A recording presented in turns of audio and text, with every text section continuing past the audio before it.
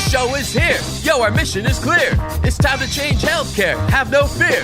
Today is the day. This is the hour. Together, you know we've got the power. Drop the silos. We're all the same team. Experience, business, tech, and marketing. How can anyone be satisfied with the way things have always been? Yeah, we've tried. So join us now. Join the revolution. Consumer first health is the evolution. Status quo, more like status no. Yeah, this is the healthcare rap. Y'all, come on, let's go. New choices, new platforms, new care models. In the healthcare of tomorrow, consumers win. But who will design it? What will it look like? And how long will it take? We're here to answer those questions with some provocative thinking about how to create the healthcare that people actually want. Ready to roll up your sleeves, look at the world a little differently, and explore the frontiers of consumer health together? Join us. This is the Healthcare Wrap. Welcome back. I'm Jared Johnson from Shift Forward Health, and here's what's going to go down today. We have the Flava of the week about the collective power of revolutions. How will the movements that are happening in retail, free market medicine, and hospital boardrooms impact the health choices of everyday consumers? And what's your part? I'll talk about that. Then we welcome Blake Madden, founder of Hospitalogy. There's a good chance that you've read his articles and posts about healthcare M&A, strategy, finance, and markets. Blake shares some of his observations about the impacts of major deals on consumers' health choices and which mergers and acquisitions excite him. Then we wrap up with a rapid-fire round where he shares hot takes on some of the big players. It's time to dive right in. Are you ready? Let's go.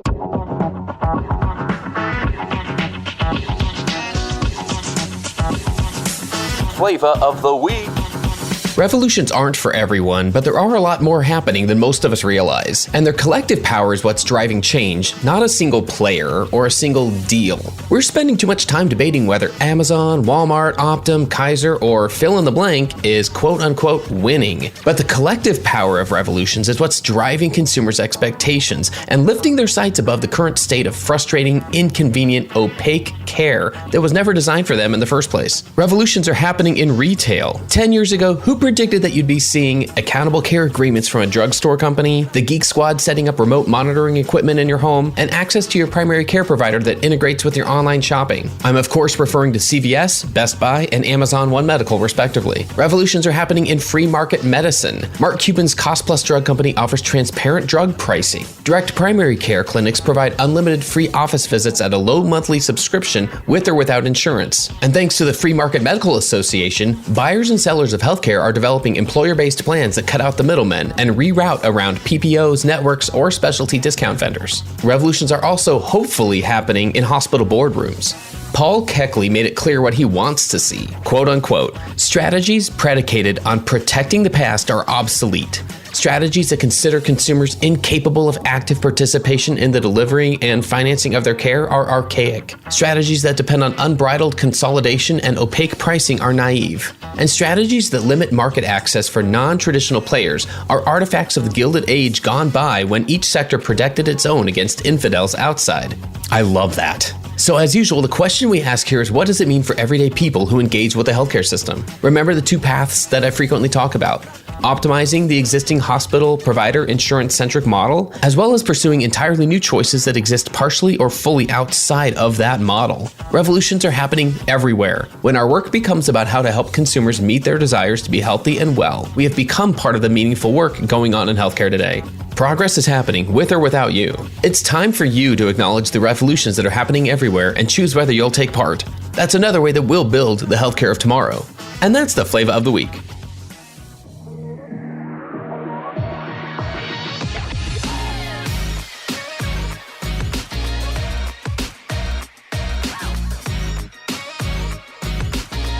The flow.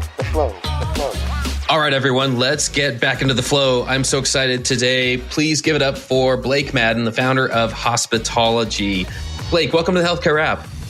Thank you, Jared. It's good to be on. I'm very humbled to be on and glad that you invited me. Remind us where you are based out of. Where do you do a lot of the work that you do? Yeah, so I am based in Dallas, went to the University of Texas at Austin for school, and Workweek Media, which is kind of like the parent company of Hospitalogy, is also based in Austin. So I'm a big Texas guy. You couldn't tell. All right, Blake, what would you like our listeners to know about you personally and professionally? You've had quite an interesting journey here already, and you just recently came up on an anniversary with Hospitalogy. Maybe you can share that with us too. Yeah, Jared, absolutely. It's been a pretty wild ride. So like I mentioned, graduated from the University of Texas down in Austin, and then, had a degree in finance and didn't really know kind of what I wanted to do, and decided to go into healthcare because that's the industry that my dad has been in for a while, and joined a healthcare consulting firm that specialized in kind of valuation and advisory, and really got to see a lot of healthcare services deals, like kind of behind the scenes, and private smaller deals, and then kind of see trends emerge before they happened. And really, long story short, is that kind of drove my intellectual curiosity, and I wanted to kind of learn more about healthcare, which is it's impossible to know everything. But yeah, so I started a newsletter in 2018, and really that newsletter just kind of snowballed over the next kind of 3 years or so, call it, to the point where Workweek Media, which is where I am now, they reached out to me and said, "Hey, we're looking for creators to join our media company, which is kind of focused on newsletters and creators and providing infrastructure for writers." And they ended up acquiring my newsletter. So now I'm working full time at Workweek, and we launched Hospitalogy in late April of 2022. So I'm talking to you just a little over a few weeks from that first post where I wrote a piece on HCA, of course, and it's been fun. So I've grown it from, with Workweek's help, from 2,000 subscribers starting out, legacy newsletter, to now around 24,000 as of this writing, which is really insane because I really feel like I'm just still learning what the media business is, coming from a professional healthcare firm into a media startup where people are wearing t-shirts, and we got all these Gen Zers around and all that kind of stuff. So it's been a fun learning process, and I'm having a blast doing it. That's outstanding. Well, first and foremost, congrats on the success and that atmosphere, that stratospheric growth. That's sensational. It absolutely is a credit to you and the work you do. I've been a fan and a follower of your pieces here because they are so well thought out and researched. And I find that's something we can use more of, to say the least. So yeah, definitely congrats on all that. Yeah, thanks so much. And just to clarify, Hospitalogy, I write about kind of what I traded in prior. So kind of, the business of healthcare. So if anybody's interested in kind of, the finance and partnerships and innovation and venture capital and everything kind of going on behind the scenes, why would Optum buy this physician practice? Or why would CVS buy Oak Street? Those sorts of things. That's my bread and butter. And I love kind of writing and providing, visuals and helping operators and marketers and everyone in their day-to-day job with trying to kind of understand what's going on. Yeah, right? It's a great resource. And it is, like I said, very well researched and documented. So I know topically that fits in with one of the best pieces of career advice I've ever received, which was follow the money. learn what's at the base of any business operations and what's going to make any company successful, and find a way to bring more value to that. But maybe that's a good segue here to ask you, what's one of those pieces of career advice you've received that along the way you feel has shaped where you are right now? Yeah, gosh, that's a great question, Jared. I like that you asked this question. Honestly, I don't know if I can remember a singular kind of piece of career advice. I do have one of my college professors always used to say, in the moment, nothing is as good or as bad as you think it is. So I've kind of always taken that to heart, to where it's like, if something seemingly really bad happens, then it's not maybe going to be as bad as it seems in the moment, right?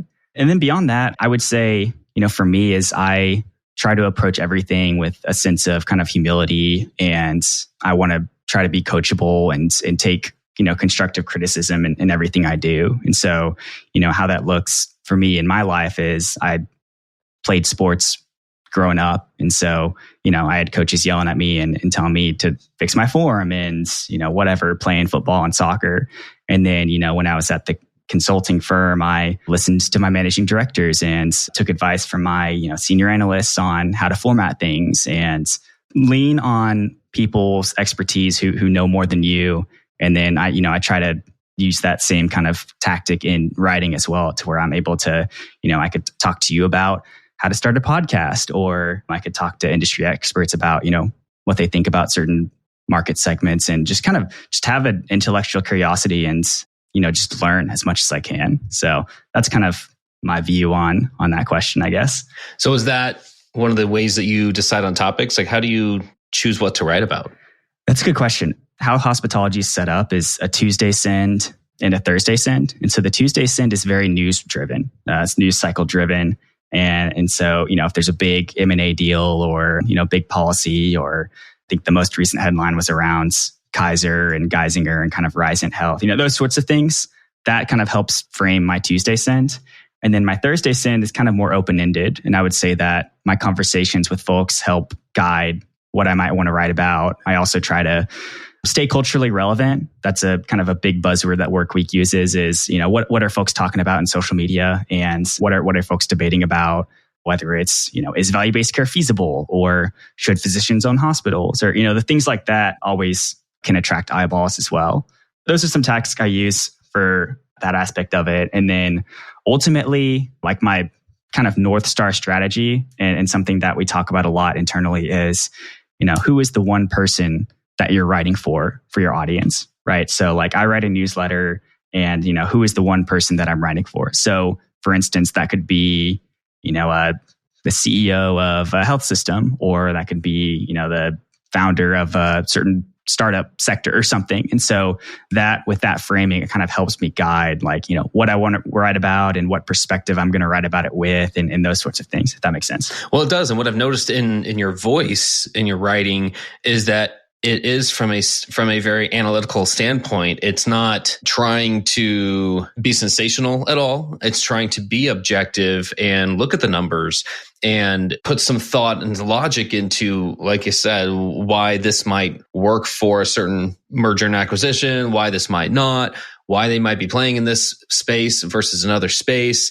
And I feel like that's one of those things that you've been able to latch on to. And I want to give you a lot of credit for that, because it's not that common. It's also not that common just in general to have many younger voices, I feel like, creating content around healthcare. And I think that's something I definitely see as an opportunity to encourage more younger voices to put that voice out there in whatever form it is, and at whatever level that is.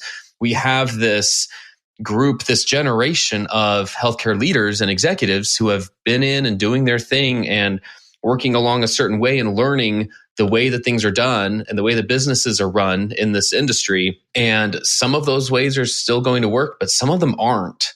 And sometimes it takes, in my mind, younger voices out there sharing just different perspectives to help start evolving that conversation. And that eventually works its way up into a new generation of leaders in these organizations who come at things from a different point of view. I mean, we can go generation by generation. We won't, but like we could, and say, in general, Gen Xers versus millennials versus those coming up behind them, how they just feel about the world in general, and adding more considerations into a conversation, and not just saying, hey, let's automatically have our business strategy go the way that it has been for the last 50 years, because maybe that's not the right way anymore. To me, that just points to this opportunity again for more young voices to create content about healthcare. I wonder if you have any advice for a younger professional who has an opinion, but they don't know where to get started about sharing that voice. Yeah. And Jared, I totally agree with you. I think that there's like a ton of opportunity for younger folks and folks just in general to write content.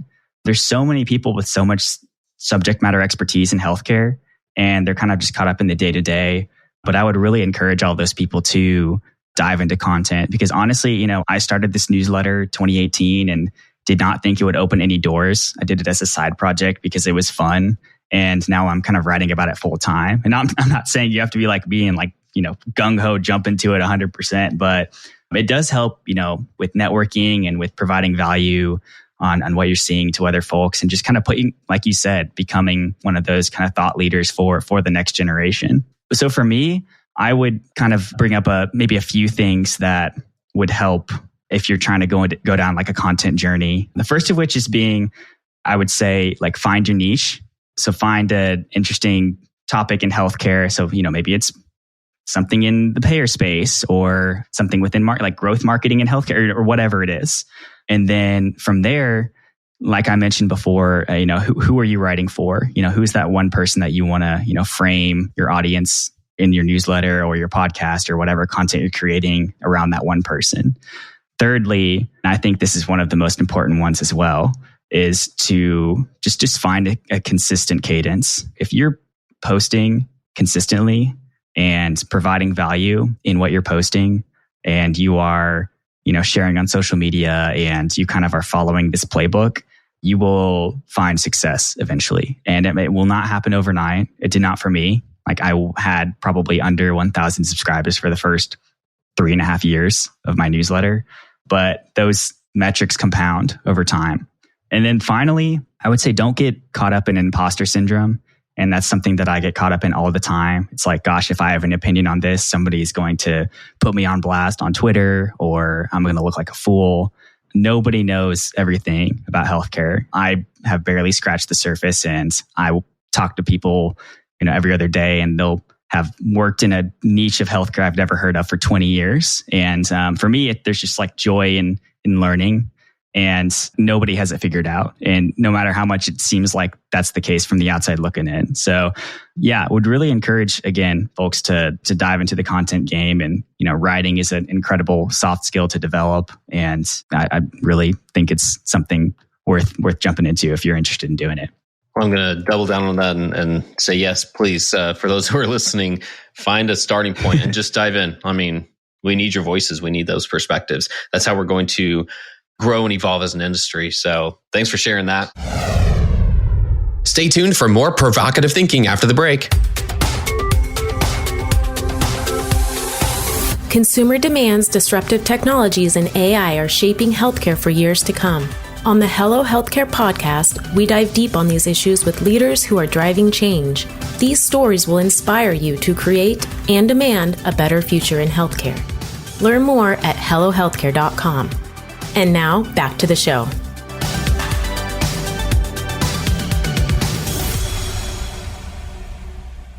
I'm sure there are topics that are more enjoyable to write about than others, or just like you learn more as you go.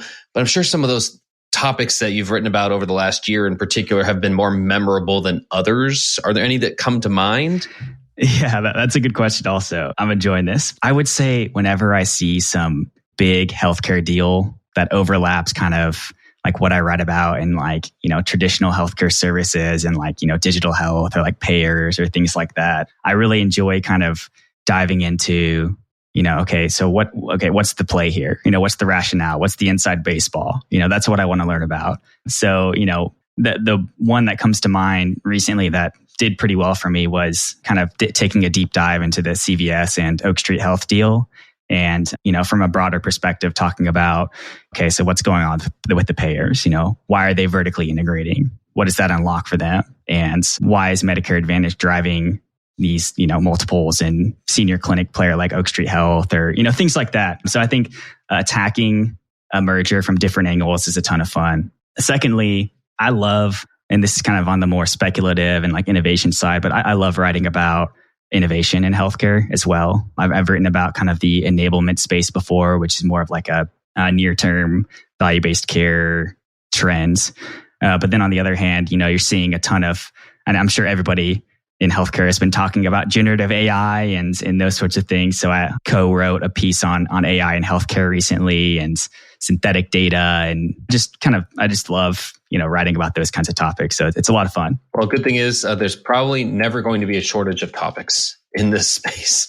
So that is very true. $4 trillion, no issues with topics. Sometimes it's like analysis paralysis, right? Because there's so many things to write about. It's like, gosh, what's the best thing to write about? Like, what's going to get the most attention?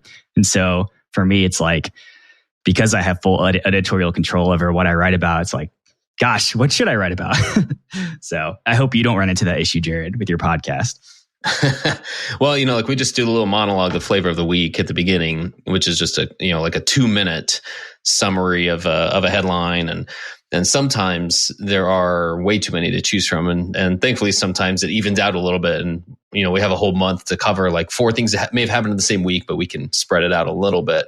But yeah, I agree. In general, no lack of things to talk about here. So yeah, for sure. So I guess a part of that for me is just, we're talking about perspectives, right? So your perspective of what you see as you do all this analysis, as you write about all these things that are happening, lots of big moves and lots of money being put into different sides of healthcare. What are some of your observations in general just about the current state of the healthcare system in our country? Where are some bright spots and where are some things that in your mind are still very broken? I got to kind of see the full gauntlet of players while I was working at the healthcare consulting firm in my prior life. And I'd like to say like you could really tell when someone was really in it for like solely the money or solely kind of like the cash grab versus when somebody was in, a transaction or doing something for, to expand access to care or, those sorts of things. So the biggest dichotomy for me probably came in kind of the freestanding ER space, and which, was the Wild West with Adeptus for folks that remember that, and surprise billing and out-of-network billing, balance billing. So during that craze, one of my teammates worked on a deal to where these investors were, specifically targeting a freestanding emergency room in like rural Texas. And like they had outrageous margins on this business because they like specifically and purposefully pursued, a surprise billing strategy, which like was very lucrative. But from our perspective, it was like, okay, we know this is unsustainable. So how do you value it? Right. So it was an interesting kind of tough little project because, it's kind of morally wrong and unsustainable and position 1A of bad actors in healthcare. Whereas, on the other hand, you might have a health system that's opening a freestanding emergency room in a rural setting to kind of provide coverage and care in a rural area where there might not have been, coverage. So it's really interesting. I think that kind of highlights healthcare as a whole to where there are, a lot of good people working to make the whole system better. But there's still kind of, policies that are broken and, the arbitrage financial game is still easy to exploit. So I'm dismayed about that, but excited about kind of, future care delivery models and emerging population specific care and, areas like kidney care or oncology. And then, I know it sounds pretty buzzy, but also, AI in healthcare, could not solve, but really help with, burnout and help with productivity and help physicians, identify polyps more accurately during colonoscopies. Those sorts of things are just so I'm just enamored with and excited about.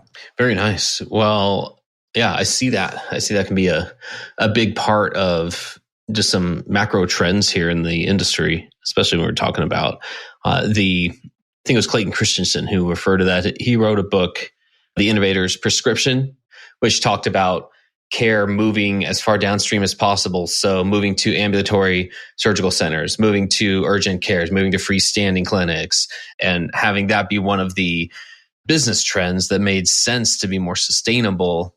But it does take a different infrastructure and it does take a different marketing approach too. So yeah, I mean, it's right in line right there. And yeah, who knows what's going to come next there.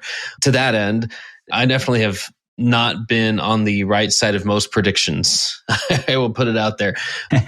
That crystal ball is pretty fuzzy. There's still so much activity, especially when we talk about things like M&A activity, mergers and acquisitions.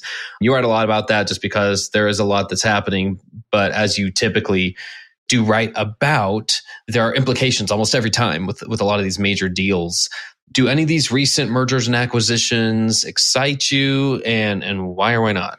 Yeah. So funny story on the, wrong predictions thing. I wrote a newsletter when there was kind of, CVS and Oak Street rumors. And I basically said, gosh, I don't think this deal will ever happen.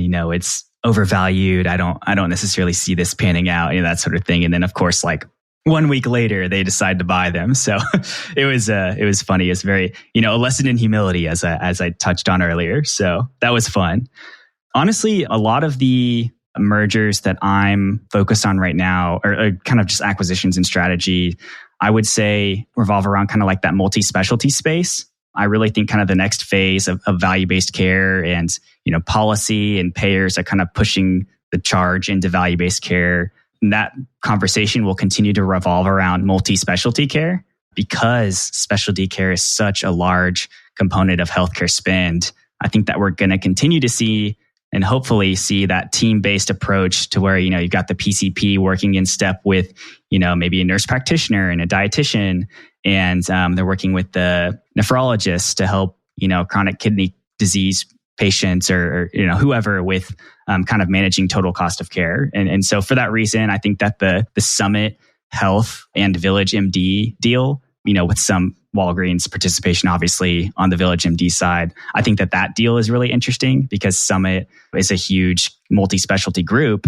And then you have kind of the Village MD, clinic model as well. So things like that, I think, are really interesting. I always keep an eye out for when a bunch of different players come together and partner and form kind of like a collaboration, like what you saw with, I think it was Interwell. Can't remember the other folks in that deal, and then you saw kind of Oak Street Health, maybe it was Oak Street and Interwell kind of partner, so you have like the primary care and the specialty care and those sorts of things. I think that kind of overlap is interesting.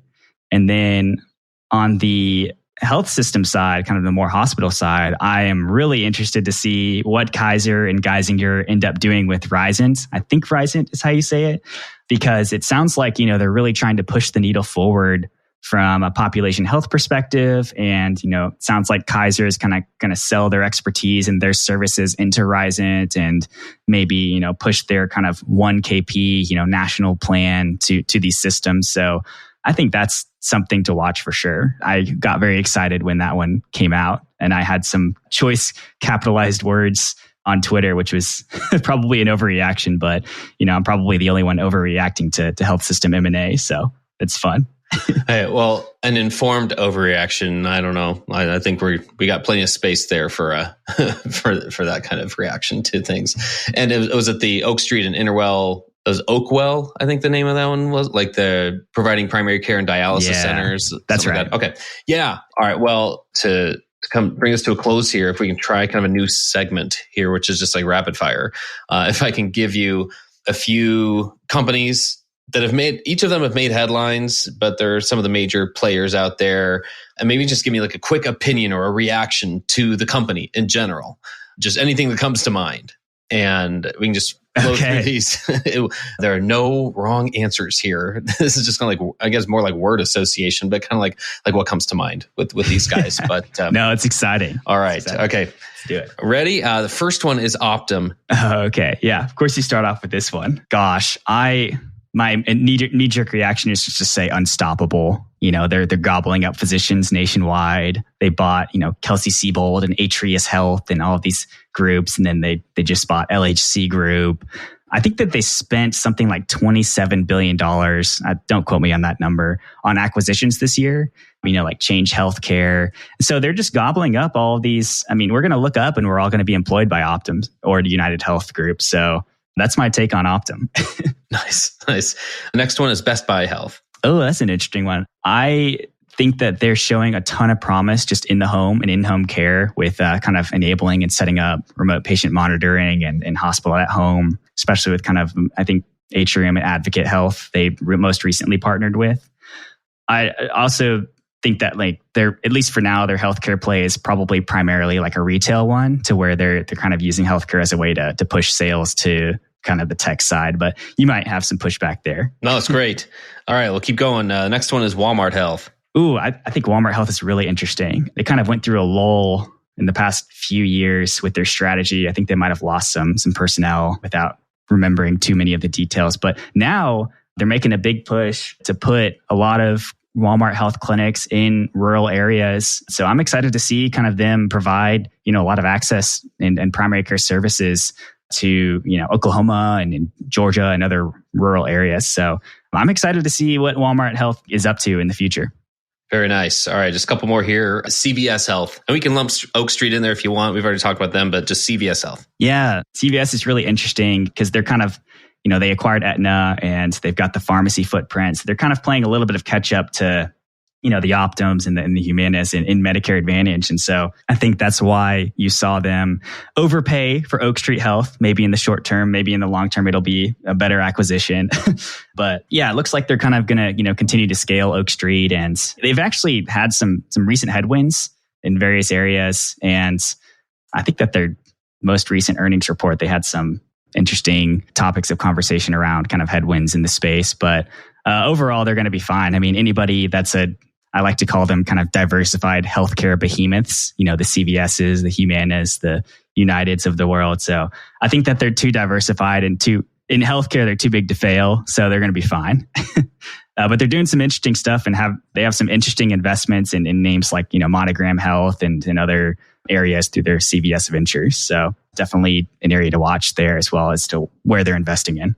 Gotcha. All right. What about Walgreens? So it seems like Walgreens kind of core, retail business is stagnant. So they've kind of been pushing into healthcare a little more. You saw them buy CareCentrix. And then, obviously they have the huge investment in Village MD, which honestly has probably been like a lifesaver for them. Again, I think that it's exciting to see what Village MD will do with Summit. And then, how Walgreens kind of leverages that in healthcare to, deliver care in the home or help on the retail pharmacy side. So I personally view Walgreens as not as big of a kind of healthcare player as someone like CVS yet. But I do think Village MD and Summit has a ton of potential, like we talked about. All right, last one. We'll save maybe the biggest for last. I don't know. But Amazon. Yeah, gosh, Amazon's been really interesting. So obviously they have the cloud services like AWS Health, but they seem to really be focused on consumer plays in healthcare. So, you saw them buy One Medical, which One Medical's original business was around kind of, the employers and concierge care.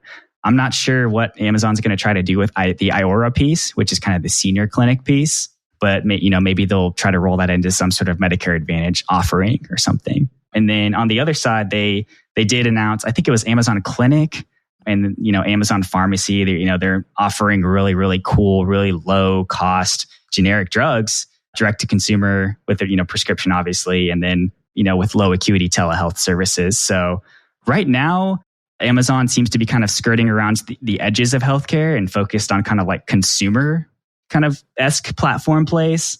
I'll be curious to see, if they make like a deeper dive into like healthcare, if that makes sense. Makes a lot of sense. We actually talk about them a lot on this show. So believe me, I'm sure you do. Yeah, we got plenty of context there. It's all good. Well, cool. That was fun. And with that's actually really a perfect place for us to wrap up. I'll give you a chance here right at the end. If there's a way for people who are interested in connecting with you or following you, to want to remind them where the best place is to find Hospitalogy and to connect with you. Yeah. So please, feel free to connect with me on LinkedIn. I'm just Blake Madden. I should have like a yellow background and or Twitter, B_Madden4, same thing, yellow black background. And then if you just Google Hospitalogy, which is literally just hospital and then OGY attached to the end, all one word, you can find the newsletter there. And would love to connect to folks. I read all of the replies to the Hospitalogy newsletter and the welcome email and everything. So please feel free to reach out. And Jared, thanks a ton for having me on. This was a lot of fun. I feel like we covered a lot in this conversation. So it was fun. Yeah, well, it's truly been a pleasure to speak with you, Blake. And with that's a wrap for this episode. I've had the pleasure of speaking with Blake Madden from Hospitalogy. Thanks so much for joining us today. Thanks for tuning in. If you like what you heard, please spread the word. Tell your colleagues to tune in for all the awesomeness, then leave a review on Apple, Spotify, or wherever you listen. This show is produced by Shift Forward Health, the channel for changemakers. Subscribe to Shift Forward Health on your favorite podcast app, and you'll be subscribed to our entire library of shows. See our full lineup at shiftforwardhealth.com. One subscription, all the podcasts you need, and it's all for free. And remember, we might have a lot of work to do in healthcare, but we'll get there faster together. Thanks again.